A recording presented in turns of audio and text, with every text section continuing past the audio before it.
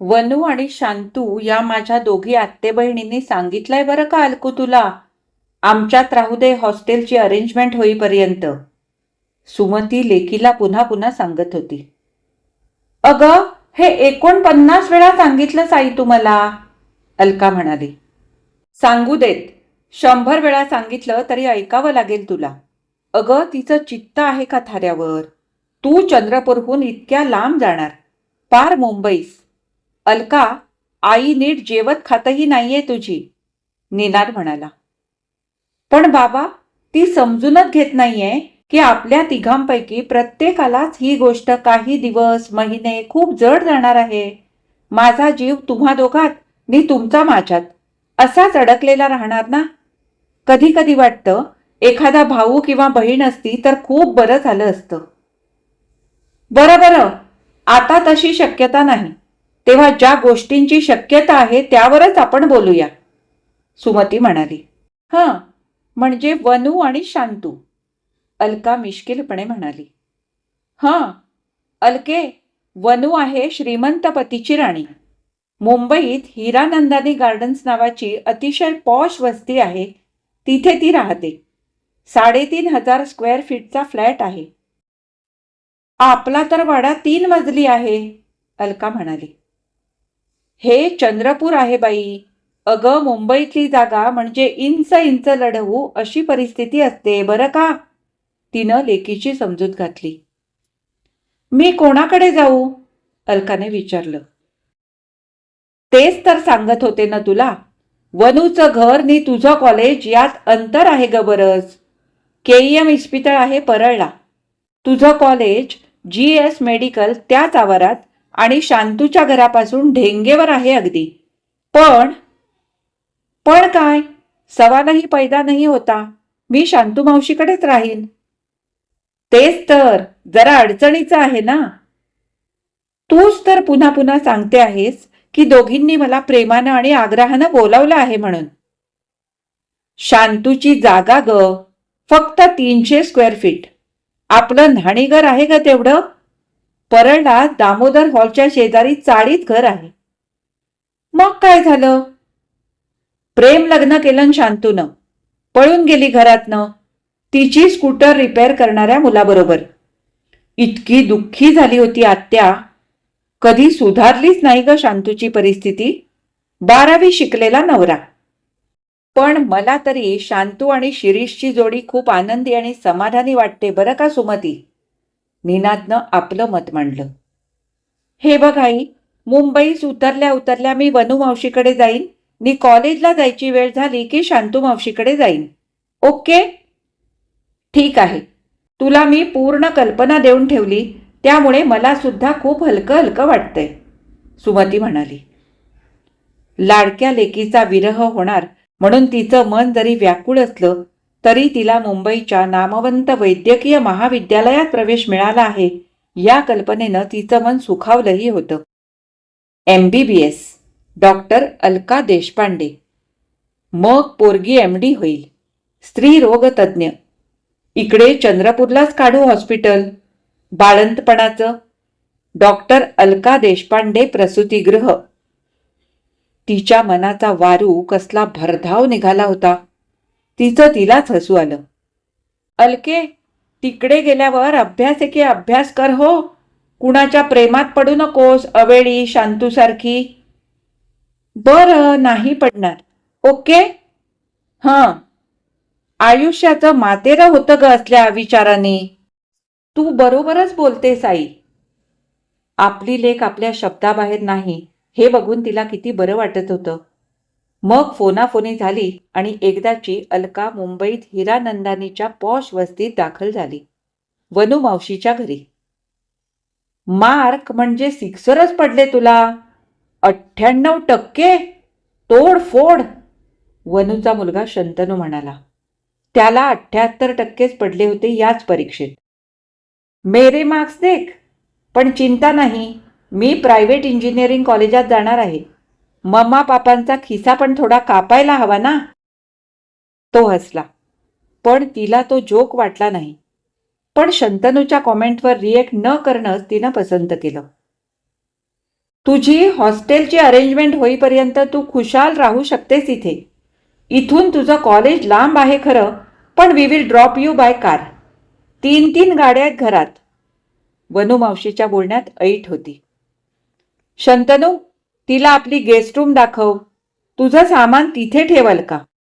मला इथे तिथे कुठली वस्तू पडलेली आवडत नाही, यू नो.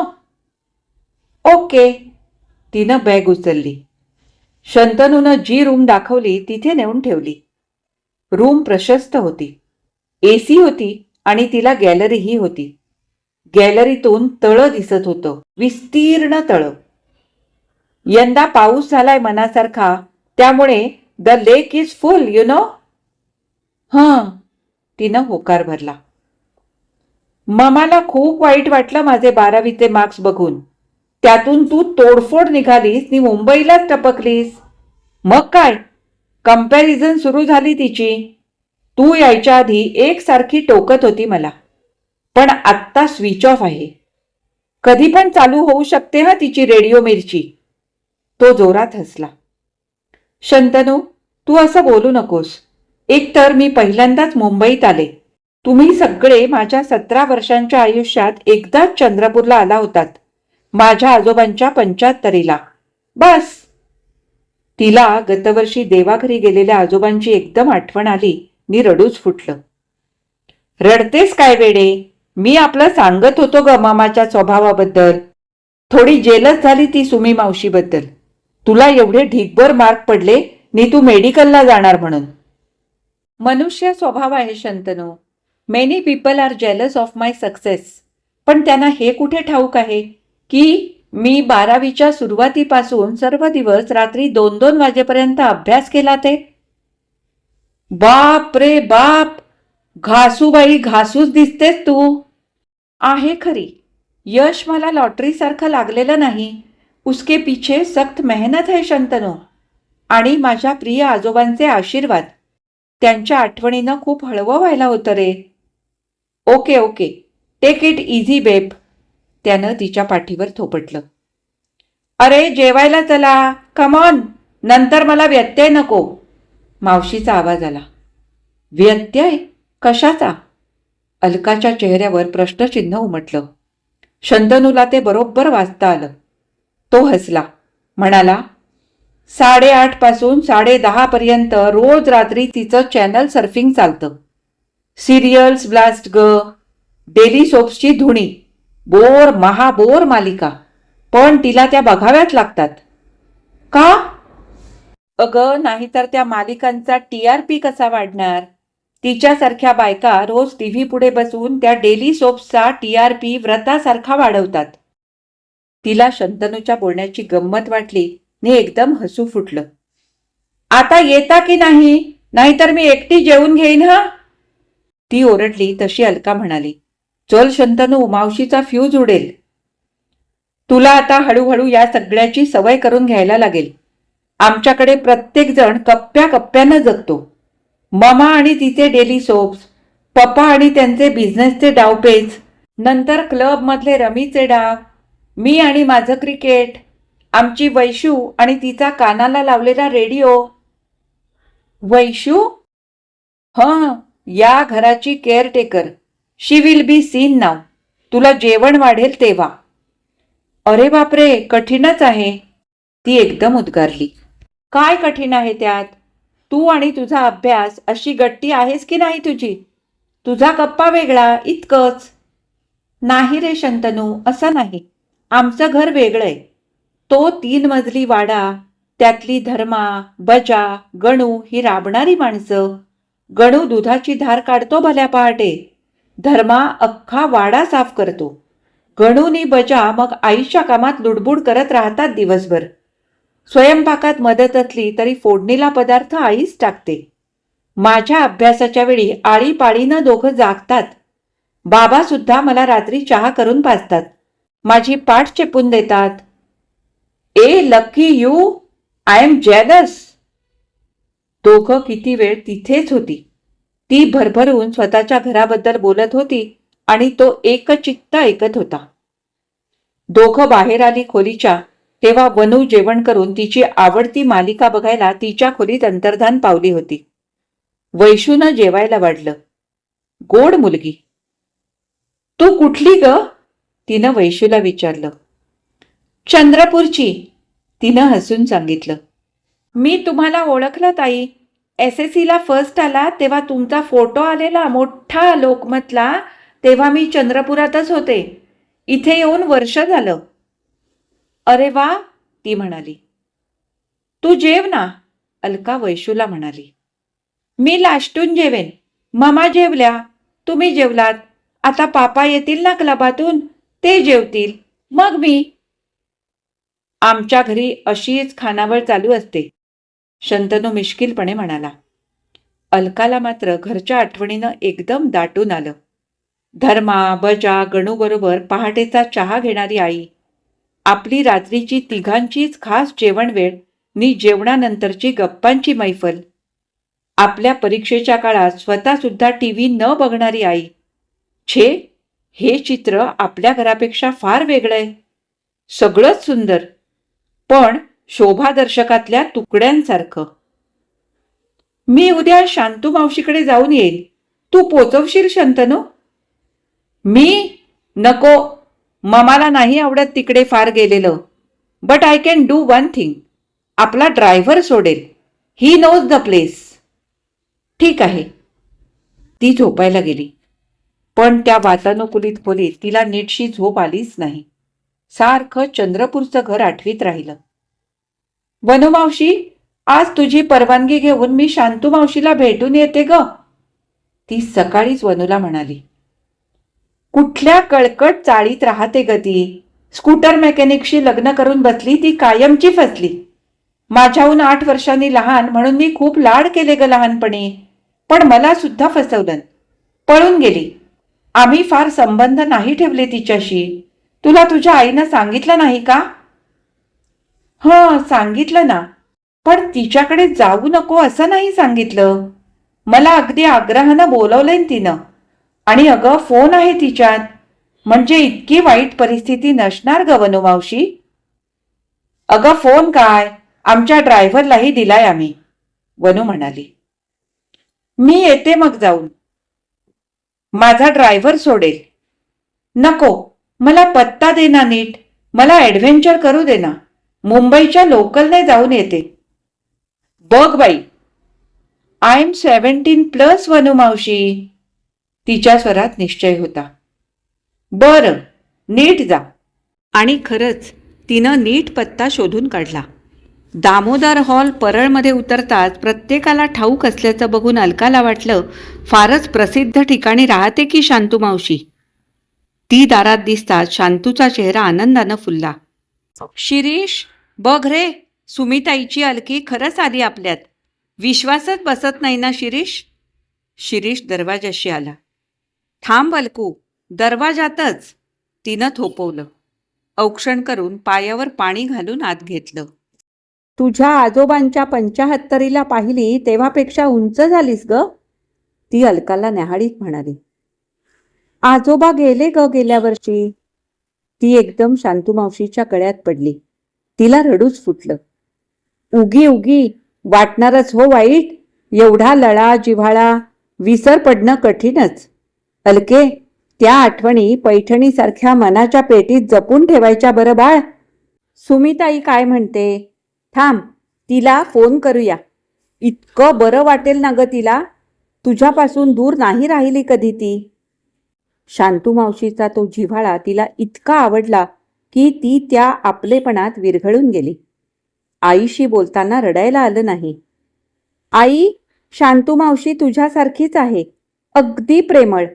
आणि अगं असं वाटतच नाही की मी अशी पहिल्यांदाच तिला एकट्यानं निवांत भेटते. खरंच आई, खूप आतून जवळून आपण ओळखतो ना एकमेकांना, तसं वाटतंय, ती भरभरून बोलत होती. शांतूचा अनुभव फार सुखाचा येईल तुला, मला पूर्ण खात्रीच होती. मायाळू, भोळी, व्यवहारी जगापासून कोसो दूर अशी माझी ही आत्ते बहीण. मजा कर तिच्याकडे, आई म्हणाली. फोन ठेवला तेव्हा अगदी रिलॅक्स्ड होती. चल खाऊन घे, तुझ्यासाठी नाश्त्याला शेवयांचा सांजा केलाय शांतूनं, शिरीष म्हणाला. काका, तुम्ही आज घरीच? अहो जाहो नको. अभय, अतुल पण मला ए बाबाच म्हणतात. तू मावशीला ए म्हणतेस ना? तुला पण म्हणेन. शिरीष काका, ए शिरीष काका. आवडलं आपल्याला. अहोला परकेपणाचा वास येतो. मलाही आवडलं काका, पण अभय अतुल कुठे आहेत? त्यांच्याबरोबरच खाऊया ना. शाळेला गेलेत दोघं. शांतूनं गरमागरम शेवयांचा सांजा बशा भरभरून दिला. थोडा तळलेला बटाट्याचा किसही चवीला ठेवला. मस्त, आवडला मला पदार्थ.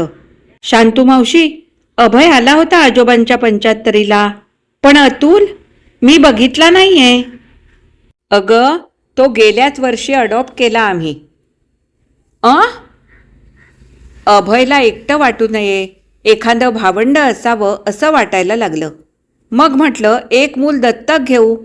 मलाही नाही का फडकुले आजी आजोबांनी सांभाळलं आयुष्यभर, शिरीष काका म्हणाला.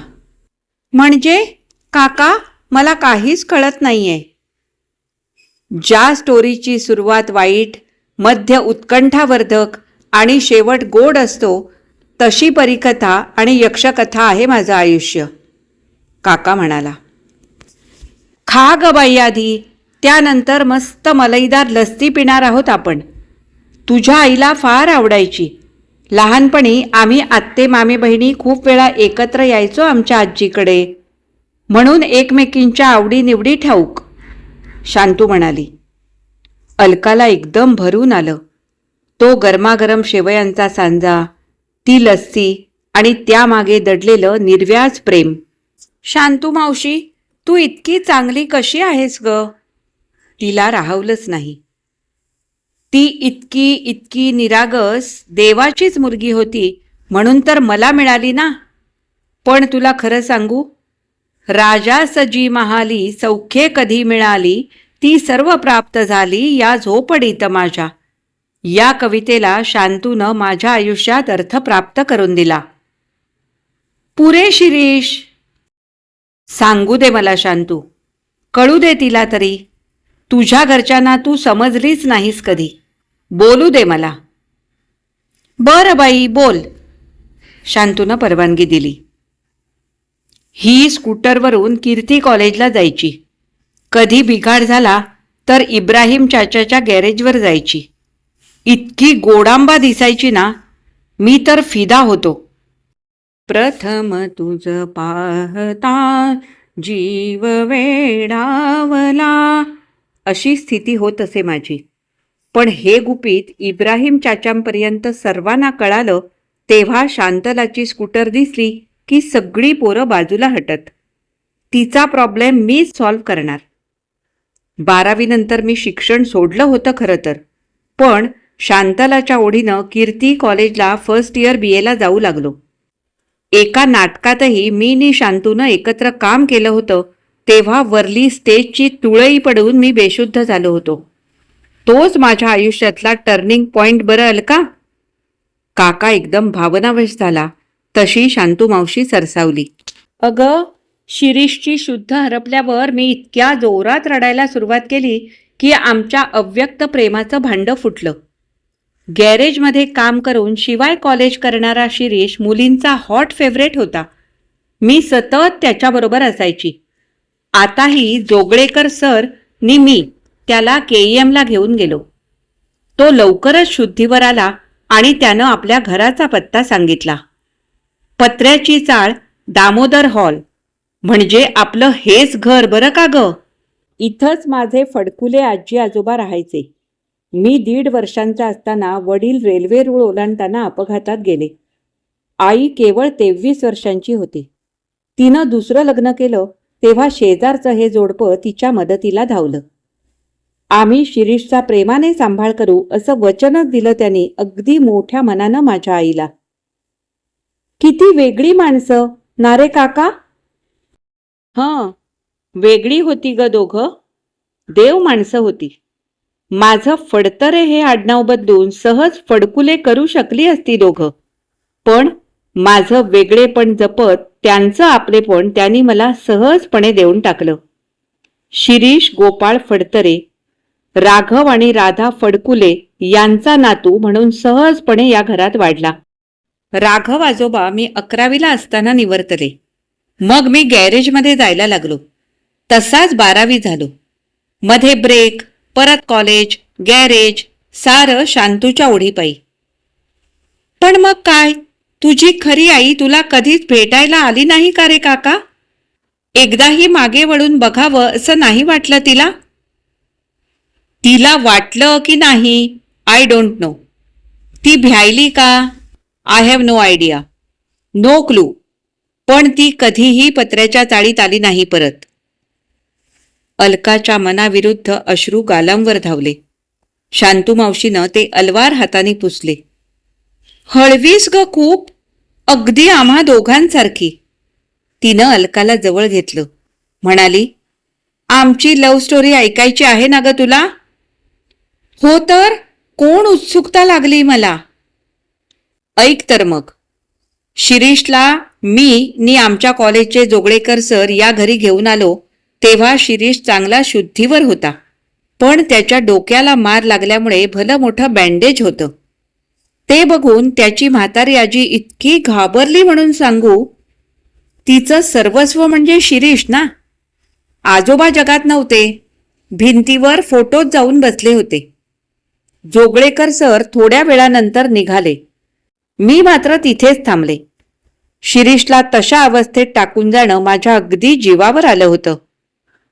आजची रात्र राहा ग, नाही म्हणू नकोस, त्याच्या आजीनं लकडा लावला. आयुष्यात अगं पहिल्यांदा मी खोटा फोन केला की मी मैत्रिणीकडे राहते म्हणून. राहिले झालं. बाप रे. अलकाला खूपच आश्चर्य वाटत होतं. हां, ते बाप रे दुसऱ्या दिवशी मी आमच्या घरी गेले तेव्हा मला बरोबर अनुभवायला मिळालं. घरी बरोबर बातमी पोचली होती आणि वनुताई, आई, बाबा, उल्हासदादा सगळे माझ्यावर शब्दांचे बॉम्ब गोळे सोडत होते. काय लग्न करणार आहेस का त्याच्याशी? अनाथ, 12वी पास, क्लीनर, अवदसा आठवली? गोडबोल्यांच्या घरातली एकही मुलगी 7 पिढ्यात चाळीत राहिलेली नाही. वकील, डॉक्टर नि उद्योगपती जावई लाभले या घराला. यव नि त्यव. मी शिरीष बरोबर लग्न करण्याचा निश्चय त्या विरोधामुळे 100% पक्का झाला आणि मी पत्र्याच्या चाळीत पडून आले. येताना मी राजी खुशीने घर सोडत आहे आणि स्वखुशीने शिरीष गोपाळ फडतरे या मुलाशी लग्न करीत आहे असा अर्ज, माझ्या वयाचा दाखला सारं पोलीस चौकीवर जमा केलं होतं सावधपणे. कसं सुचलं ग सगळं एवढं त्या तंग वातावरणात मावशी तुला? संकट माणसाला शहाणं करतात बरं अलके. आमचं लग्न याच घरात फक्त पत्र्याच्या चाळीतील लोकांच्या साक्षीनं झालं. शांतू माझी झाली.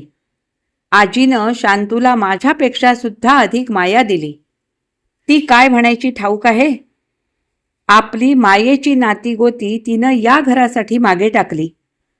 सुखांकडे पाठ फिरवून चाळीतली खोली तिनं आपली म्हटली. या माझ्या ग्रहलक्ष्मीला मी हातांची पालखी करून जपेन.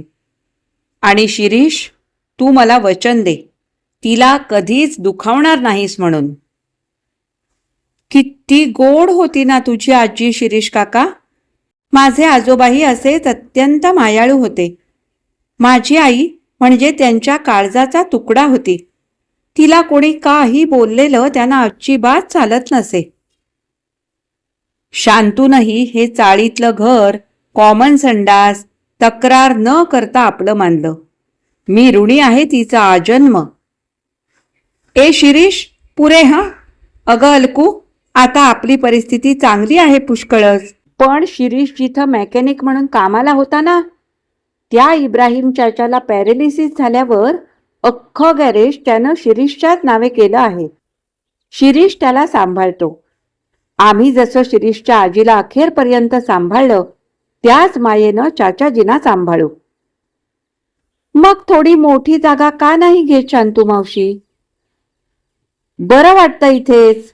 आमच्या प्रायोरिटीज वेगळ्या आहेत.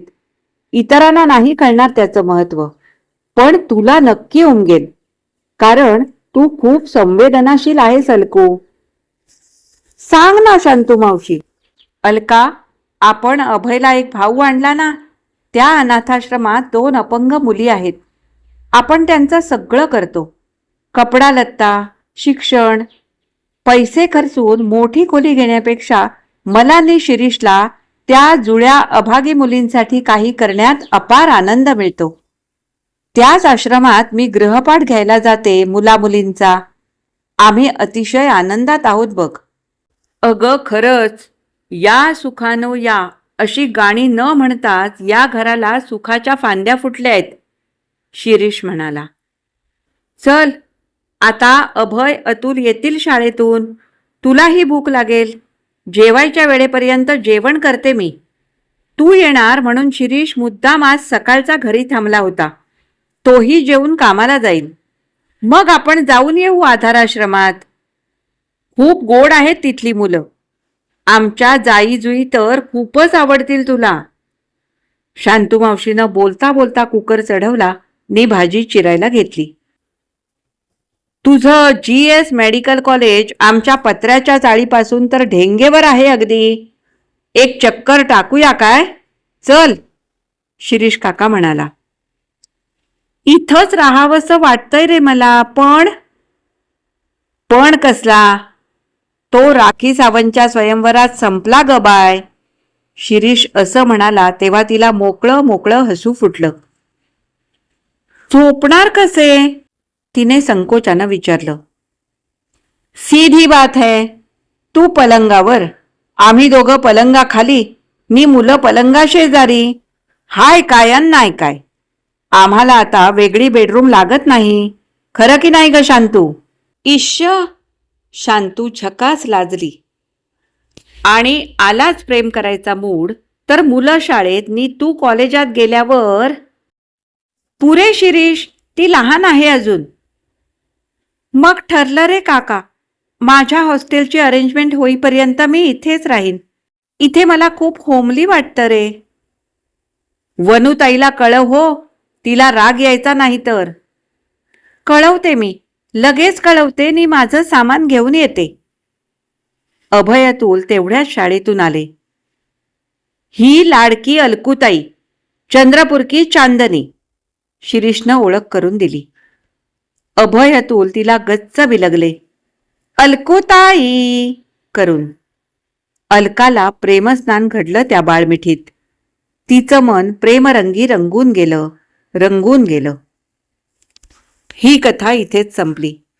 आज मी वाचलेली डॉक्टर विजया वाड यांची प्रेमरंगी रंगले ही कथा तुम्हाला कशी वाटली हे मला कमेंट करून अवश्य कळवा.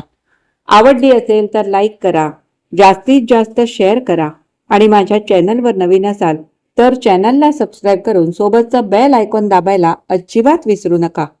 आता आपण पुन्हा भेटू अशाच एखाद्या छानशा कथा वाचनासाठी. तोपर्यंत मी तुमचा निरोप घेते. धन्यवाद.